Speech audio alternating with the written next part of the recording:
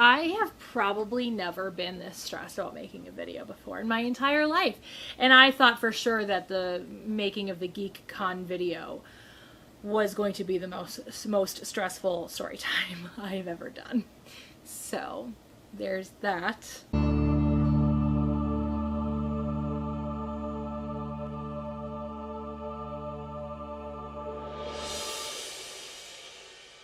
Hey guys, and welcome back to my channel. I am Britt, and if you haven't subscribed yet, you probably should because I talk about geeky things.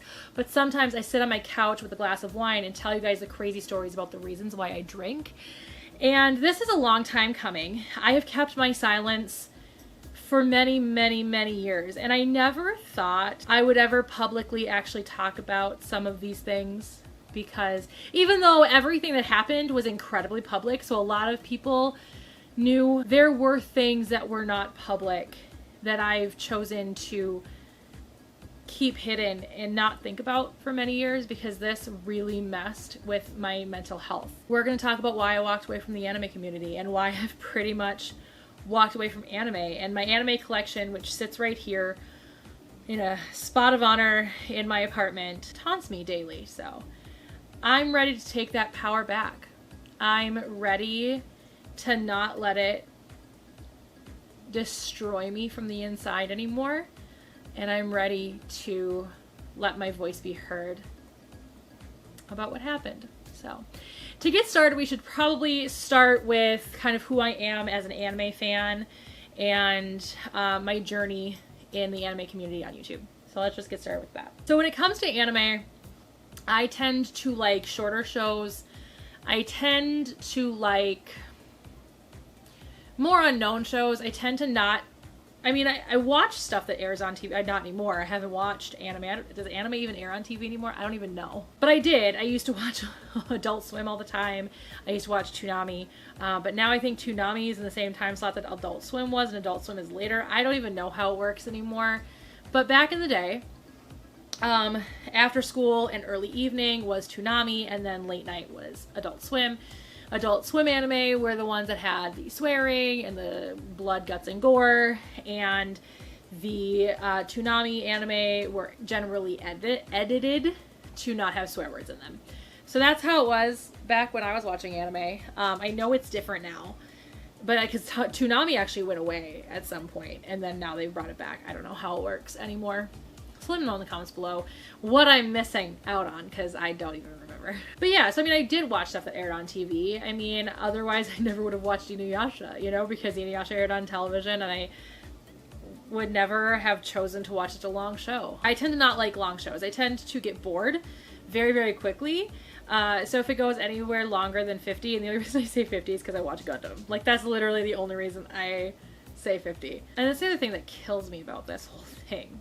We'll get to it. And I like darker shows. I like things like The Soul Taker and Now and Then Here and There that are, you feel like you have to take a shower after watching them because they're just that dark and that grim of storylines and that creepy and that weird. Soul Taker is really messed up. So if you've not seen it, I don't think you can. It's a Pioneer show. So like, not only did Pioneer go under, and then Geneon picked it up, and then Geneon went under, and then Funimation never picked it back up. So it's super out of print. But I happen to have a volume, or I happen to have the whole thing in 4 separate volumes anyway. So yeah, so that tends to be kind of my mantra. Now, I definitely like some more mainstream anime. I tend to like, I like Death Note. I like Gundam. I think Fafner was also considered mainstream at one point, main-ish stream. Inuyasha is another mainstream show I like. I'm looking at my anime collection as I'm saying these things. Digimon, Pokemon. Monster Rancher, is that considered mainstream? It was on TV. I don't know. Nobody remembers that damn show. Yu Yu Hakusho is another one that I have that tends to be more mainstream. So I definitely like some mainstream anime. And it's important for you guys to understand that because this is a very important part of the story. The other kind of person I am when it comes to watching anime and reading manga is I do not partake in bootleg anything. I don't partake in scanlations. I don't partake in anime that is not legally available in the United States. I don't partake in that. I do not, I ethically can't stand behind it. I used to watch it a lot. I used to read scanlations. I read scanlations of Inuyasha after the first series ended because I hated how Feudal Fairy Tale ended. We didn't defeat Naraku. Maybe next time. Bye! And that was the end. Like, it wasn't an okay way to end the anime. So I read scanlations to know how the series ended, and then the final act was announced, and then I felt bad. I don't think I even finished it. I did read the last chapter just to see how it finished. But I did not read all of it. So I read a lot of Inuyasha scanlations before I was turned around to not do that anymore by a voice actor friend of mine. And it got to a point that it just was something that I was very passionate about. And again, that's important to this story. The most important things you have to remember is that I tend to like shorter shows. I don't watch a ton of mainstream, but I do watch some, and I don't watch things illegally. Those are the biggest things you have to remember through the course of this story. So now that you know a little bit about who I am as an anime fan, because it's not something that I've talked about a lot recently, so I've got a relatively new watch base at this point. And so because of that, I feel like I need to explain that a little bit because it's not something that I talk about very often anymore. So now that you know a little bit about that, let's talk a little bit about my journey in the anime community. So I kind of fell into the anime community on YouTube. When I first started my YouTube channel, I really didn't know what I was doing. I basically just talked about whatever was on my mind. I did do videos at the conventions that I would go to, but I just basically talked about whatever was kind of on my mind. Weird or not. I did little funny skits. I talked about Red Dwarf. I talked about books that I bought that I never was going to read because I just don't read and I don't even own half of them anymore. But I did buy my first Mitch Albom book during that time period, so there's that. But yeah, so when I first started doing my channel, that was pretty much what I talked about. I just talked about whatever I wanted to. And it was great, but it wasn't getting me anywhere. So then I decided in 2010 that I was going to vlog every single day or do a new video every single day, because apparently vlogging is not just what I'm doing right now. This is not a video blog. Anyway, I have my issues with calling that vlogging is just life casting like that. It's not. Anyway, I have my problems with that concept, but that's not the point of this video. Anyway, so then I started talking to this friend of mine. If you guys want to know what friend I'm talking about, you guys can watch this story time right up here and listen to that story. But I was talking with this friend of mine, and she was saying how she was wanting to start talking about some anime and stuff. And I was like, that sounds fun. Let's maybe start a collaboration channel. Because there was this one collaboration channel that I really liked. It was called Vlog Candy. And they haven't made a new video on that channel for a very long time. But Power Rangers fans would know one of the people, Strawberry 17. She was in Hyperforce, which is not something I've ever watched because I don't enjoy watching people play tabletop games. I find no interest in that. Anyway, I watched that and I really liked the concept that they had. That they had like a challenge to do every week and then a topic to talk about. I didn't necessarily want to think of two things every single week, and that each party had like a say in it. So that's kind of how Mission Otaku was born.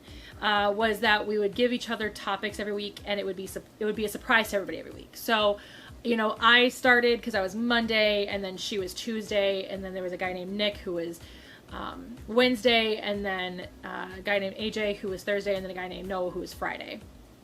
And it went in that order, and every Sunday we'd upload a topic that we would talk about for the week. And it was a surprise to everybody. Nobody knew what the topics were going to be. It was literally just whatever we came up with.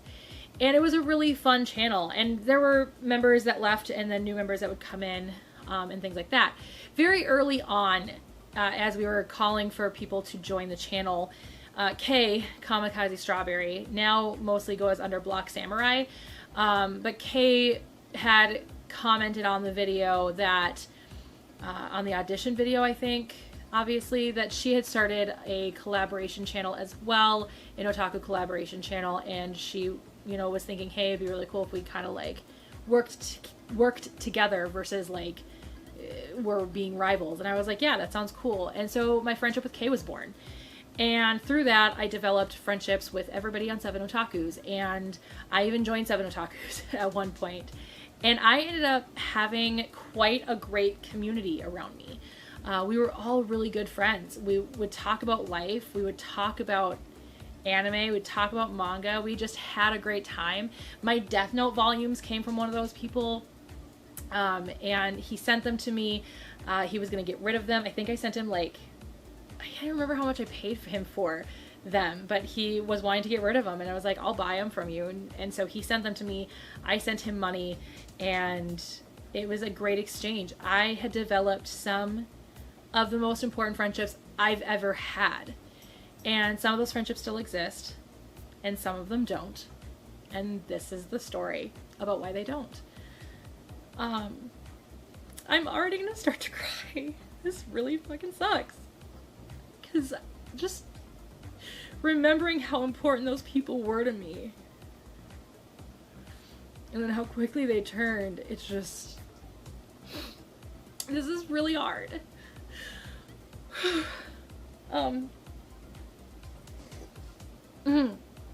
Anyway, so I developed these really great friendships with people, and I thought that this was my moment. Like, this was it. This was where I belonged. Finally, I found a place where I belonged, because you have to understand, I have had great friendships, some that still exist that I've had forever. But aside from my friend Nikki, and this is honest to God truth, and I'm sorry to all of my friends that are hearing this right now for the first time. But, and this story does not help this concept in my brain, but my brain generally tells me that nobody really likes me, that everybody's either pretending to like me to make fun of me behind my back, or pretending to like me because they just feel sorry for me. So, for the first time in my life, I really felt like I belonged somewhere. I really felt like I belonged somewhere, and I developed incredible friendships with people. And I was just very happy because things were going well. These daily vlogs were growing my channel, and I was developing these incredible friendships, and I was just experiencing this great creative rush in my life, and it was fantastic. Like, I was so depressed at the beginning of 2010. So depressed because I had just moved down to the Twin Cities, and I didn't really have any friends down here, and all of my friends lived someplace else, and the only friend in my life that I've ever truly never questioned, she lived hours and hours away from me, so it was hard for me to see her. And here I am with a bunch of weirdos I found on the internet, and I didn't feel so alone anymore. And that's honestly what hurts the most, is that I had let them in so deeply into my soul that everything changed. Everything was destroyed.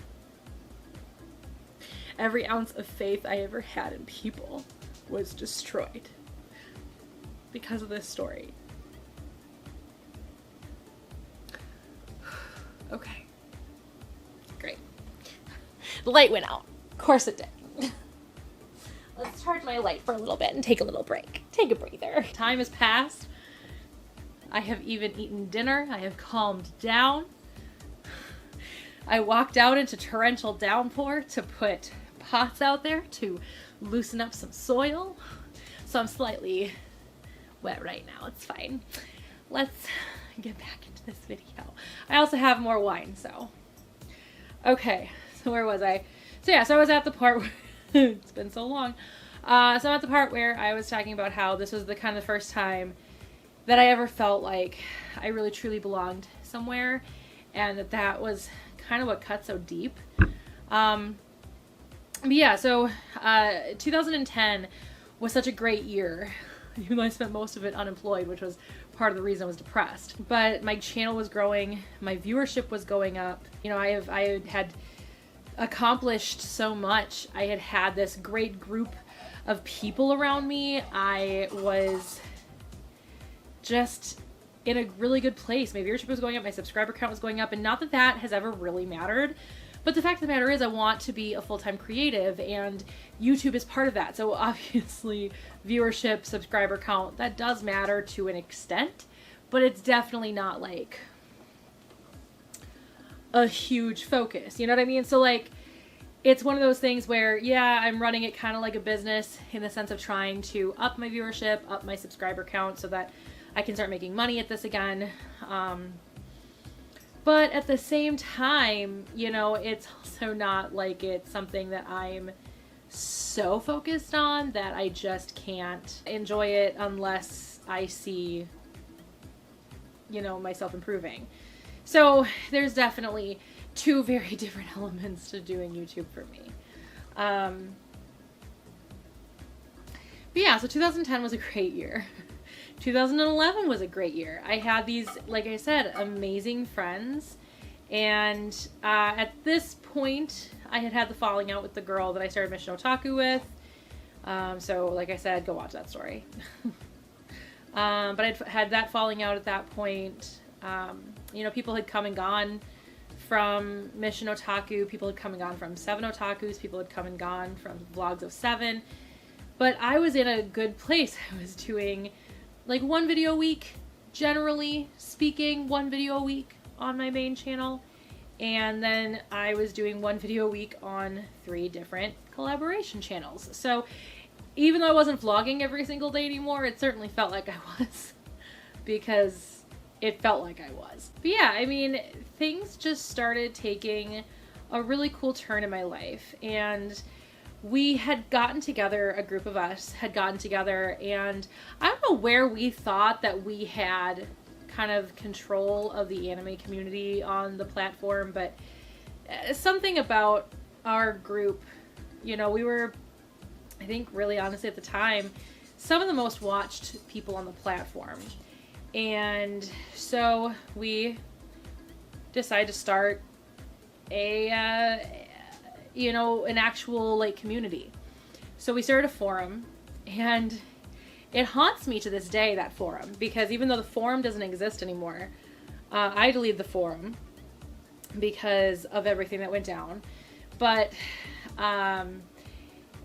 even though the forum doesn't exist anymore, somehow the email that I used as the business email for the forum is now how I log into my YouTube channel. So that haunts me. But we had settled on Otaku Galaxy. We were going to create this forum. It was going to be huge. We were going to create a website. It was just going to be this really great place for fans. And we had these expansion plans, and it was really active for a while. And the group of us that started it, we were all the admins, so it was a bunch of us. I'm not going to say any real names unless, of course, it's going to be like the people that I'm still friends with, the people I'm not friends with anymore. I'm not going to say their names, just because even though there used to be animosity, there is no animosity anymore. If any of them came back into my life, I would question their loyalty. I would question their ethics. I would question their motives. But I don't hate any of them anymore.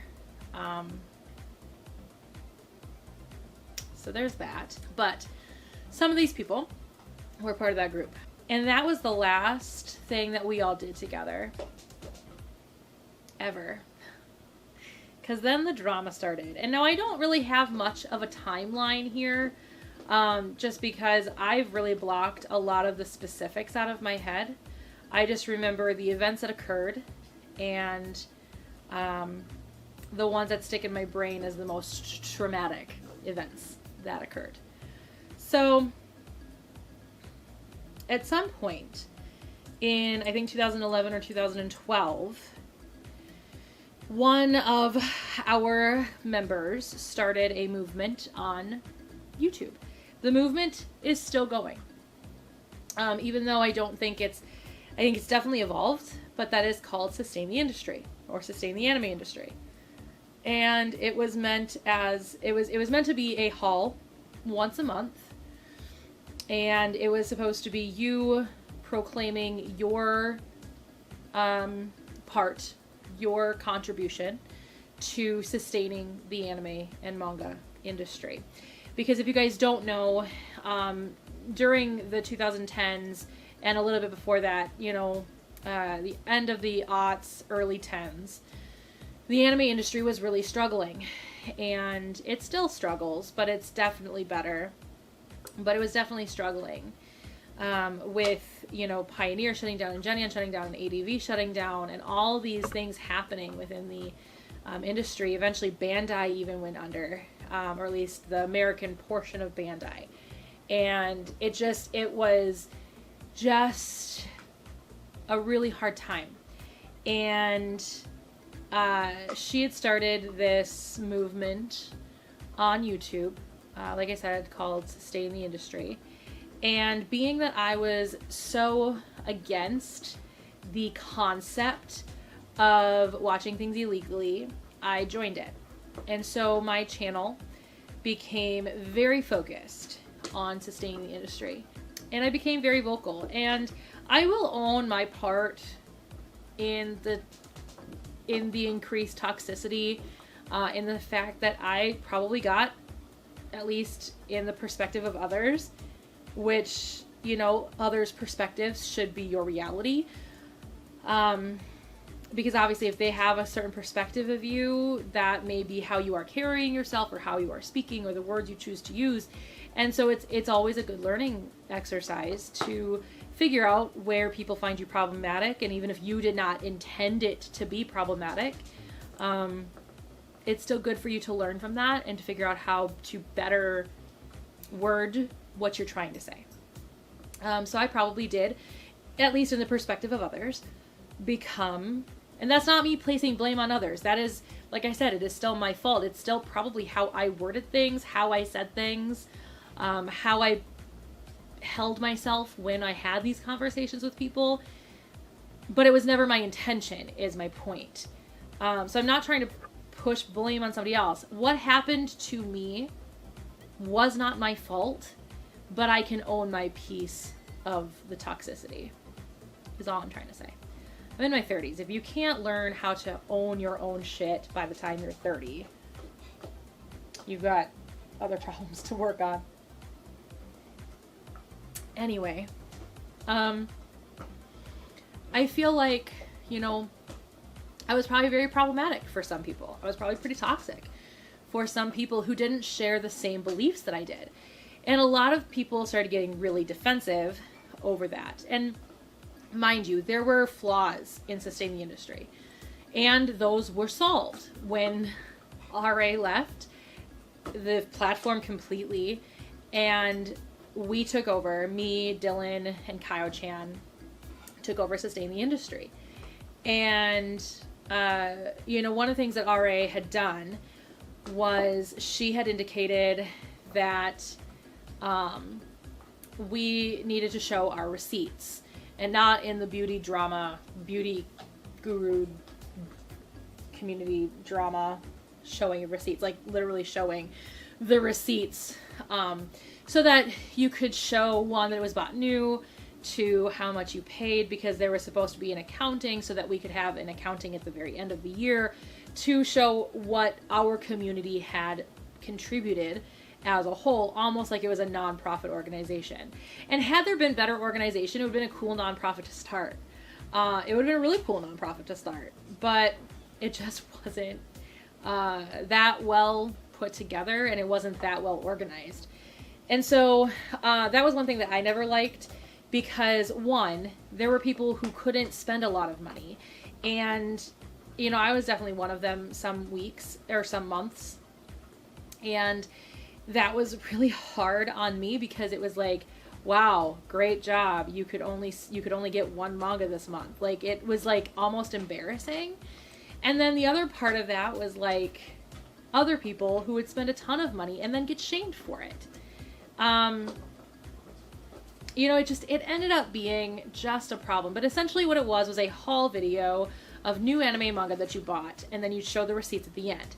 So when Dylan Kaio-chan and I took over, we took out the receipts part. You did not have to show your receipts anymore, but you did have to, you had to still buy new things. You couldn't buy it used. And the other part of it was to find out something about the industry. Because, again, doing the haul and showing that you're spending money, that's great, but learning, educating other people on the industry is also really important. So we started doing that. And it really went well. Those videos did really well. But that was kind of part of the problem, that it would also be, we also became targets of a lot of hate from people who, and this is what boggles my mind, because this is how divided Sustain the Industry honestly made the community. People who liked watching things illegally almost boycotted buying new things because of Sustain the Industry.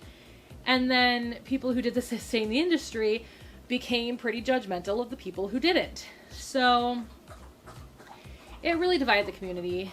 It ended up doing a lot more harm than it did actually good. And that was a big portion of why things went downhill. Now, the next reason why things went downhill was because of my likes and dislikes within anime. So, I'm pretty vocal about it a lot of times, that, you know, God forbid I have an opinion about something, but I decided to make a rant video about One Piece. Should have been fine. I had made rant videos before. I made a rant out of love. I mean, it got me some hate, out of Mobile Suit Gundam. I love Gundam. It's one of my favorite things in anime. And I made a rant out of love about Gundam.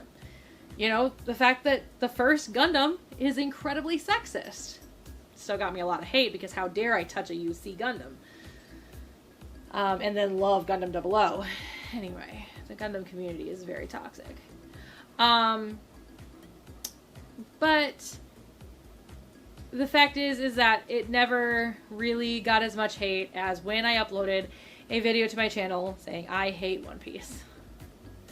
And now, mind you, did I have to title my video I hate One Piece? No. Do I hate One Piece? Pretty much. Did I have every right to make any video that I wanted on my channel because it's my channel and I have every right to make whatever video I want to make on my channel? Yes. Was it problematic that I purposely named it I Hate One Piece because I knew it'd get clicks? Yes. Again, I can own my problematic portion.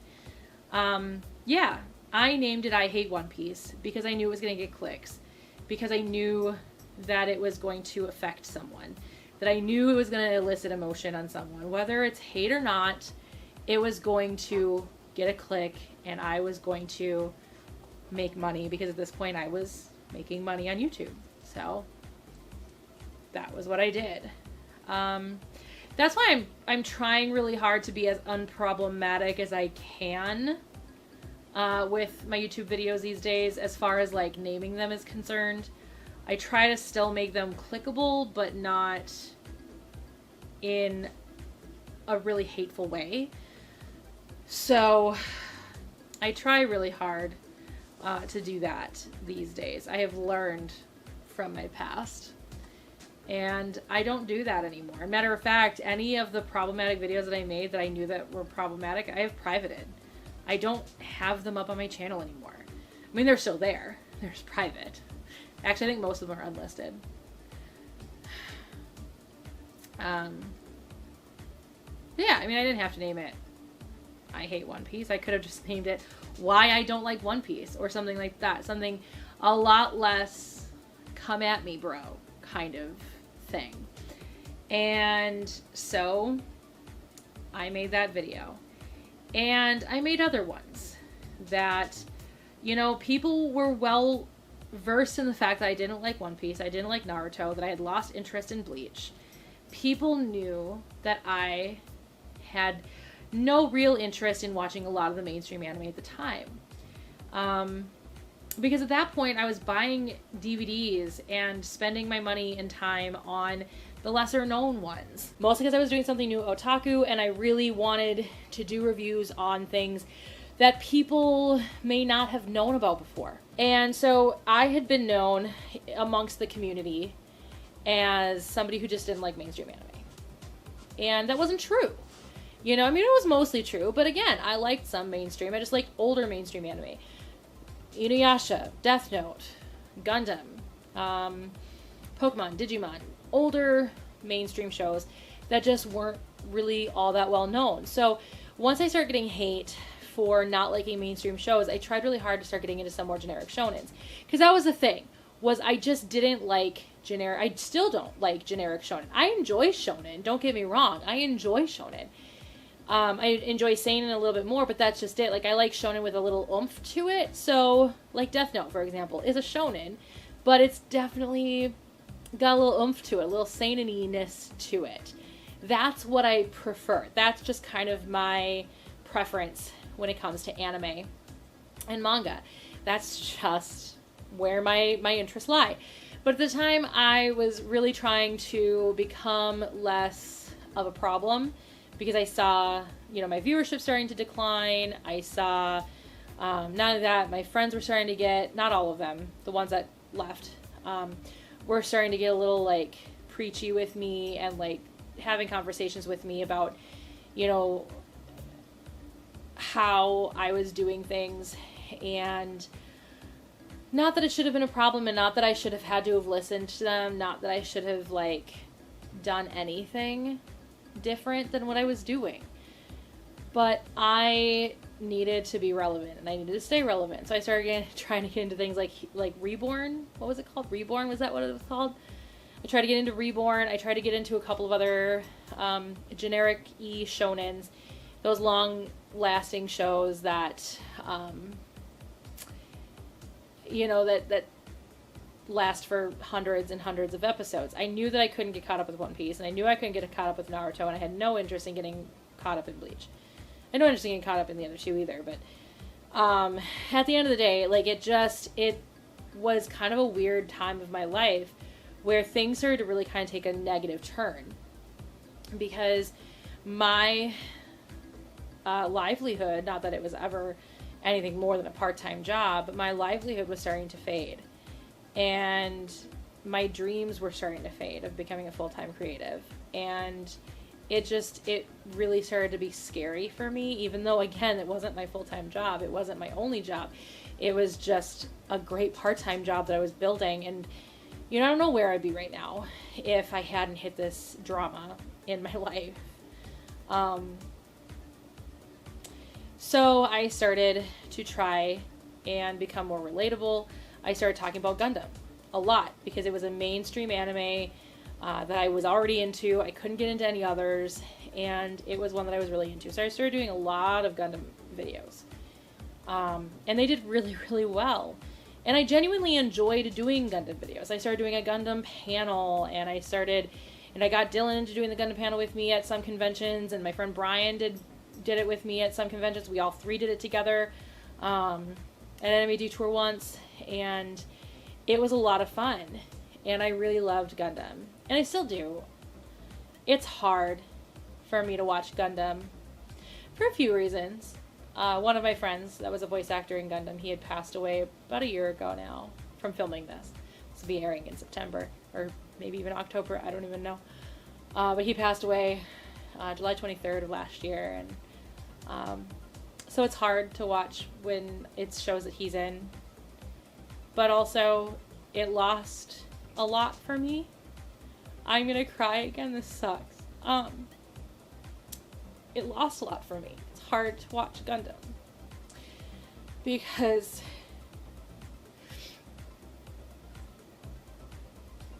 I was hiding behind this fear of losing everything. And I lost everything anyway.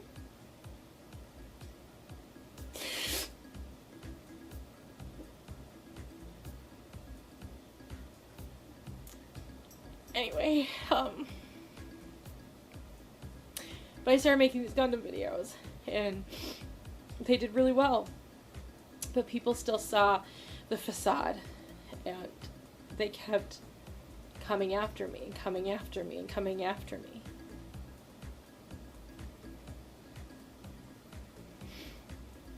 And then I did a live stream. This was back when blog TV was a thing, and I did a blog TV, and I was having a great time. There were like 30, I think, people in the chat. Dylan was there that night.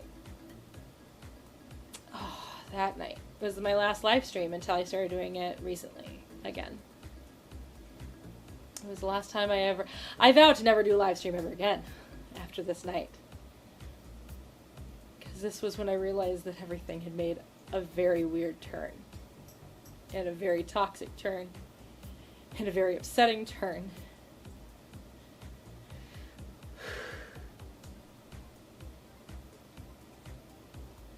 People started demanding that I recanted literally everything I had said about the main three, about the big three. I needed to take back the fact that I didn't like Bleach, the fact that I didn't like Naruto, the fact that I didn't like One Piece. I had to take it back. I had to apologize for tarnishing whatever it was that I tarnished about the three of them.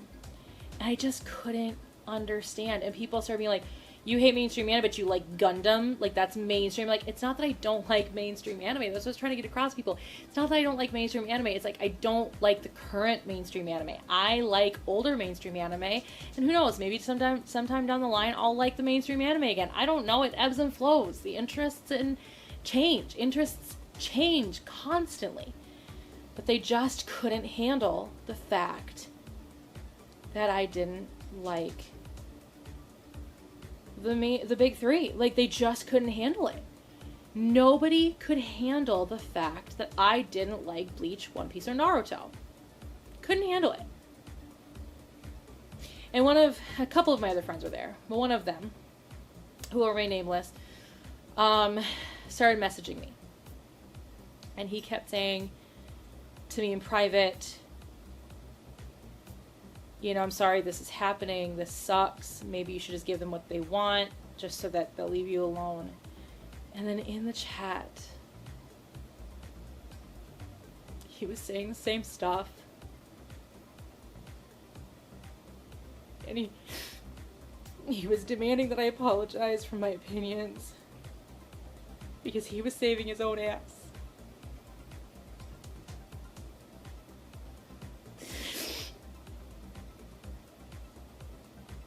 I ended the live stream because I just couldn't do it anymore. I was so upset. Dylan and I, after that, talked for hours.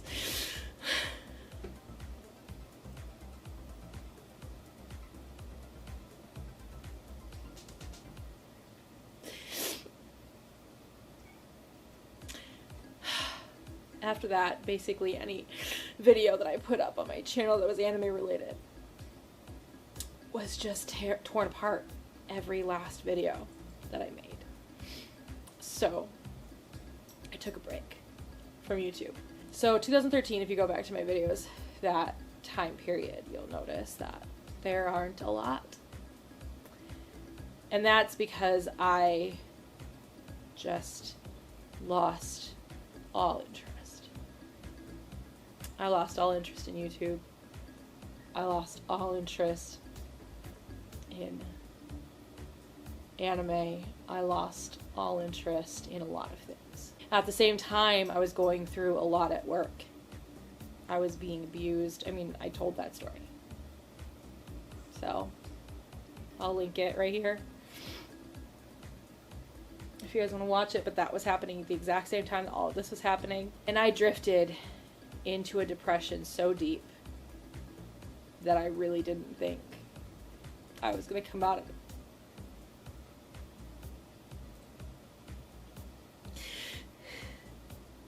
I didn't know what I was gonna do. And I started making other videos about other things.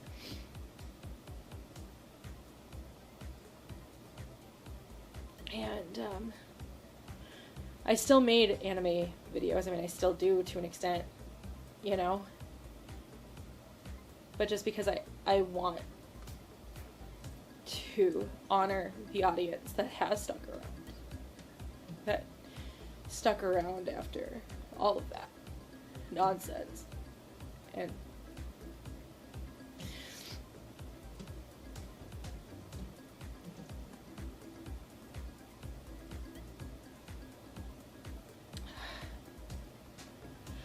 watch me because I made anime content.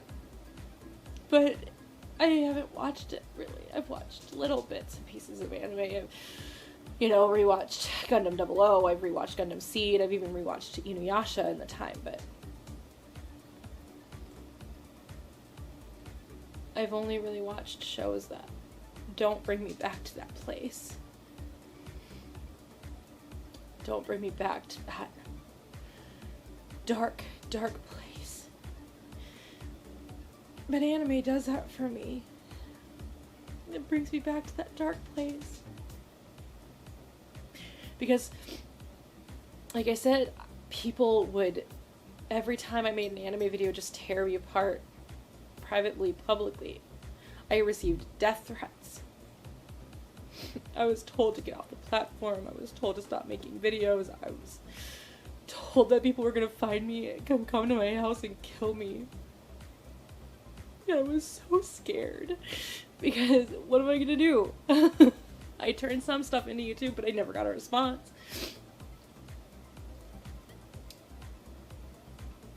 I flagged a lot of those comments.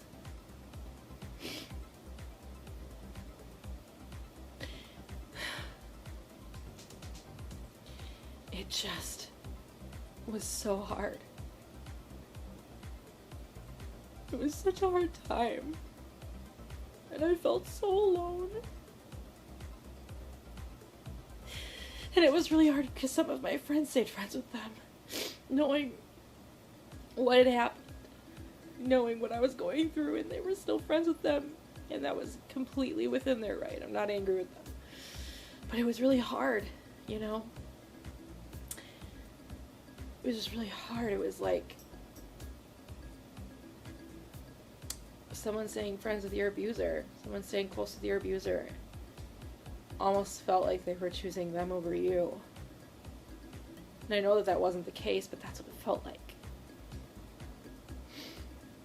I had people follow me for years, making sure I didn't make anime content. And then if I did, they would tear me apart. They would tell me how horrible I am, or how ugly I am, or how stupid I am, or anything like that. And I just ignored it.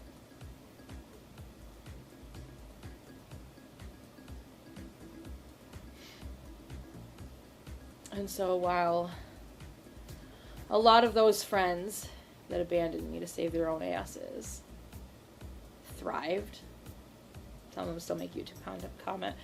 Some of them still make YouTube content. Some of them do not. One in particular is actually pretty damn popular on the site now.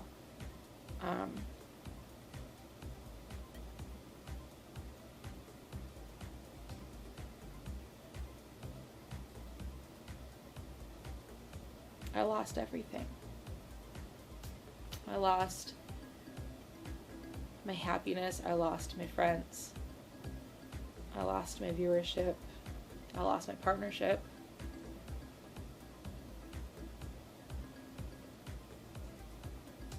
I lost everything. I had no fight. I had no fight left in me after that.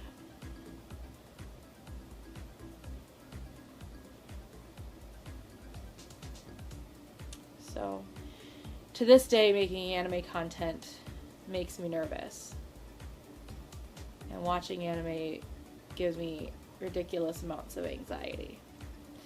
I always look at my anime collection and see the shows I haven't watched yet, like Examed, or Majestic Prince, or I've never finished Gilgamesh, you know. I look at the fact that I have had Turn A Gundam, a series I was really looking forward to seeing, and was thrilled when it was finally announced that it was going to be licensed. I've had it since it came out, and I haven't watched it.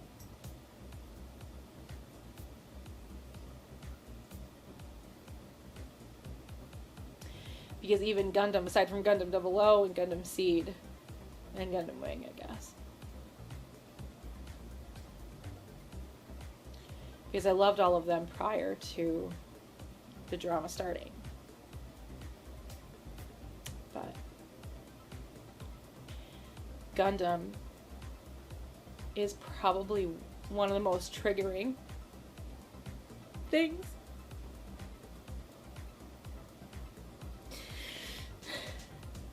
It's probably one of the most triggering pieces. Because, one of those triggering series, because I used it to stop people from hating me. And then they didn't stop hating me.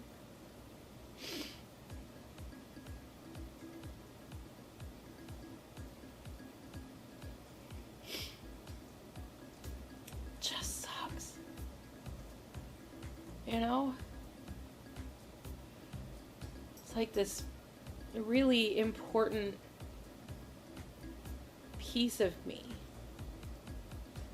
was stolen away. Because I gave a bunch of people a bunch of power they didn't deserve. But I was just so scared.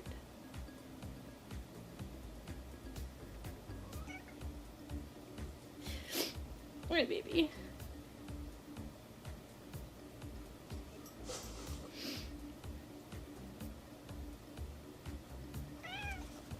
Yeah, I know.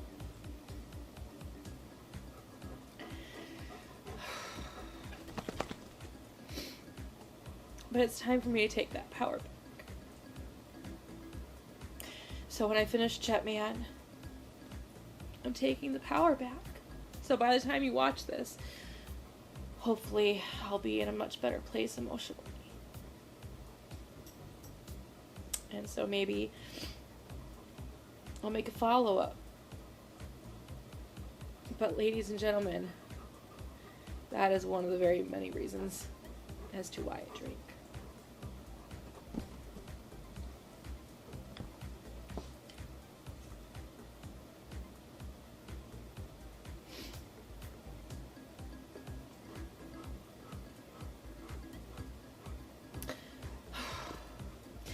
If you guys want to see what happened to GeekCon, go ahead and click right here. If you guys want to see the first part of that story, go ahead and click right here. I linked it a little earlier in the video as well, so there's that. But I hope you guys enjoyed this video. Please click here to subscribe. Hit the bell for notifications. Like this video. Let me know in the comments below any other videos you'd like to see from me, because there is no call to action for this video. I'll see you guys all next time. Bye.